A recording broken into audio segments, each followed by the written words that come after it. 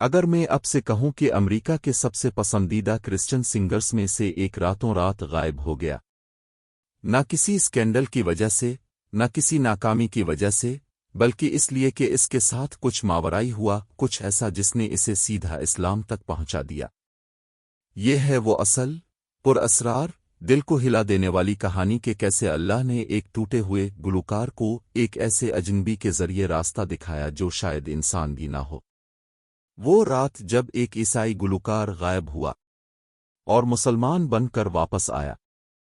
Ilyas Monroe نے امریکہ کے سب سے بڑے اس جوہے پر گایا تھا، وہ نام جو کبھی ہر کرسچن کنسرٹ ہال کی دھڑکن میں گونجتا تھا، وہ شخص جس کی آواز لوگوں کو رلا دیتی تھی، جس کے بول سچائی سے بھرے ہوتے تھے اور جس کی دھنیں دلوں کو چھو جاتی تھیں، مگر اس کی پرفیکٹ مسکراہٹ اور تالیوں کی گونج کے پیچھے ایک ایسا دل تھا جو آہستہ آہستہ، خاموشی سے، تکلیف میں ٹوٹ رہا تھا، اور اسے خود بھی نہیں معلوم تھا کیوں۔ وہ لاکھوں فالوورز والا ایک کامیاب کرسچن سنگر تھا، لیکن اس کے اندر کہیں بہت گہرائی میں ایک خلا تھا، جیسے کوئی خالی غار ہو جہاں اس کی آواز واپس گونج کر صرف سوال بن جاتی تھی، ایسے سوال جن کا جواب اس کے پاس نہیں تھا۔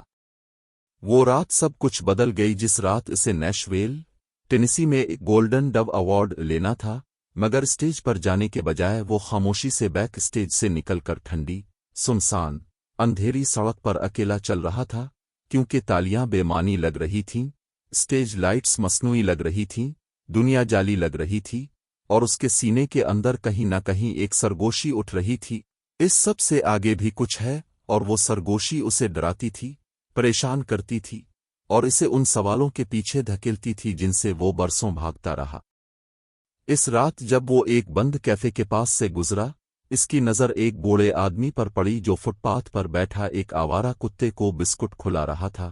اس کے چہرے پر ایسی سکون بھری مسکراہٹ تھی کہ الیاس کو عجیب سی کیفیت محسوس ہوئی، جیسے خود سکون ایک پرانے جیکٹ میں لپٹا وہاں بیٹھا ہو۔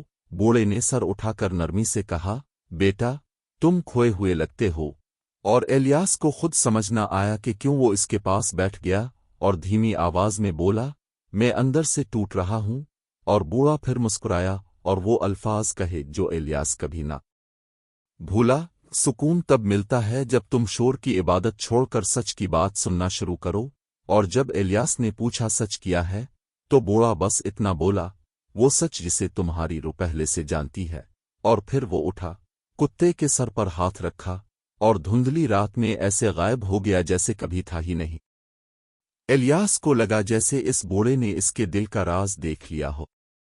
دن گزرتے گئے مگر وہ الفاظ اس کے پیچھے ایسے پڑے رہے جیسے کوئی دھن دماغ میں پھنسی رہتی ہے۔ پہلی بار اس نے اپنا پورا ٹور منسوخ کیا، مینیجر کے غصے بھری کالے نظر انداز کیں، اور صرف ایک بیگ اور ایک نوٹ بک کے ساتھ ملک بھر میں گھومتا رہا جہاں وہ وہی سب کچھ لکھتا جو دل میں الفابلتا تھا مگر کسی سے کہہ نہیں سکتا تھا، اور خالی پین، تلاش اور بے نام خواہشیں۔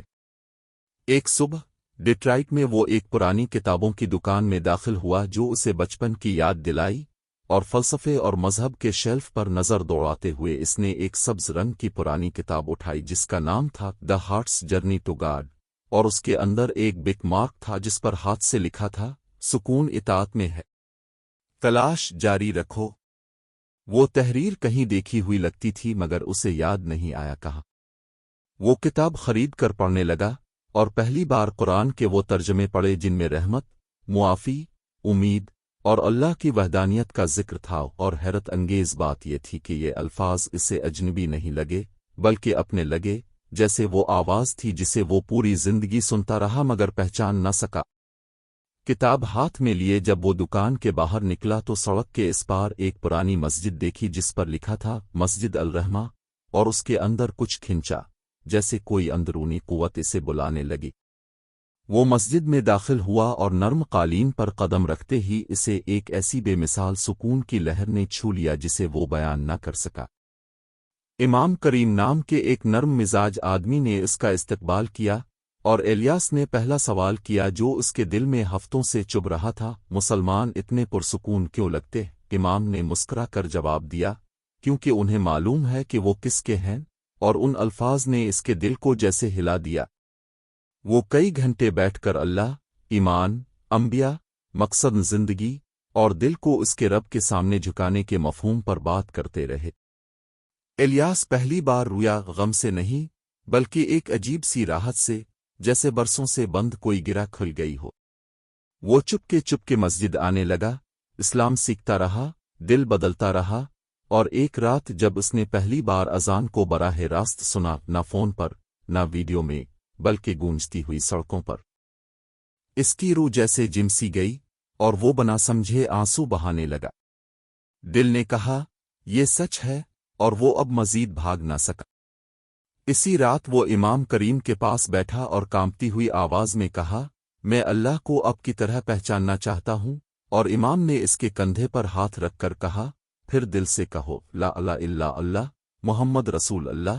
اور جیسے ہی الیاس نے یہ کلمات دہرائے، اس کے وجود سے کوئی بوجھ اتر گیا، سینے میں گرمی سی پھیل گئی، اور زندگی میں پہلی بار اسے لگا کہ وہ زندہ ہے، حقیقی طور پر زندہ۔ آزمائشیں جلد ہی شروع ہو گئیں، میڈیا نے اسے تنقید کا نشانہ بنایا، لوگ اسے غدار کہنے لگے، اس کا میوزک لیبل اسے چھوڑ گیا، دوست اس سے دور ہو گئے، مگر اس خاموشی میں اسے وہ ملا جس کی تلاش میں وہ بھٹکتا رہا تھا، نماز، سکون، اللہ۔ ایک رات تہجد میں اس نے اللہ سے دعا کی کہ اسے راستہ دکھائے، اور کچھ ہی دنوں بعد اس نے پہلی نعت لکھی، the heart that found its home, اور اپنا مسلمان نام رکھا، الیاس نو۔